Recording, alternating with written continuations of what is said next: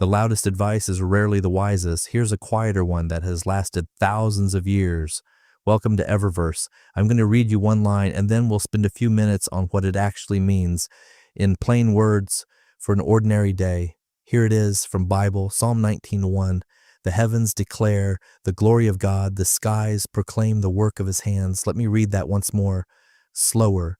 The heavens declare the glory of God. The skies proclaim the work of his hands. Now, where does this come from? These words come to us from the Bible, not a single book, but a library written across centuries by shepherds, poets, prisoners, and kings. What's remarkable is that this line survived because ordinary people kept finding it true in their own lives and passed it on. So what does it actually mean? In plain words, slow down and choose the gentle, true path over the loud, quick one. Now, the misreading. Wisdom gets mistaken for cleverness, the fastest, sharpest answer. But almost every tradition says the opposite. The wise voice is usually the quiet one, the slow one, the one willing to say, I don't know yet. If you're optimizing for sounding right, you've already left the path this describes. Notice how little it asks of you. There's no qualification here, no entry requirement, no small print about deserving it. That's easy to skim past, but it's the whole point.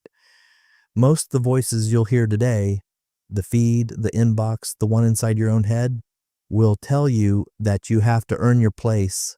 This one doesn't. It simply starts from the assumption that you already have one. Read it again with that in mind, and it changes shape. It's worth noticing what this line does not say. It doesn't ask you to be impressive or finished or certain. It meets you exactly where you are, which is usually tired, usually midway through something, and usually doing better than you give yourself credit for. Now, let's be honest about something. You might be listening to this and thinking, that's a nice sentence, but it doesn't feel true for me today. And I want to say clearly as that's allowed. Nothing here asks you to feel it. Words like these were never meant to be believed on demand, in one sitting, on your worst day. They're meant to be lived with. You keep them nearby, and some ordinary Tuesday months from now, they land. The not feeling it isn't failure. It's just the part before. So how do you live that? Wisdom usually sounds boring in the moment. It's the slower choice, the quieter one, the one that doesn't get applause. Today, when you feel the pull to react fast, wait 60 seconds. Almost every regret I've heard of lives inside those 60 seconds. Here's the question worth sitting with. Who taught you the opposite of this? And are they still worth listening to? One last thing. Take a slow breath and set down just for this moment. The thing you've been gripping all day. It'll still be there, but you don't have to hold it every second. However today has treated you, may you find a little more room to breathe. You are seen, you are loved, and you are not carrying it alone.